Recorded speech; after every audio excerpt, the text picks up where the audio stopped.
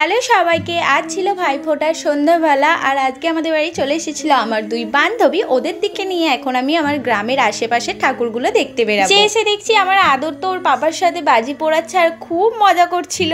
আর আজকে আমার বান্ধবী কিন্তু সাথে করে নিয়ে আসে গপু সোনাকে। এই গপু সোনাটা কিন্তু ওদের বাড়িতেও নতুন এসেছে আর তাই জন্যই খুশি খুশি ও আমাদের বাড়িতেও নিয়ে চলে এসেছে।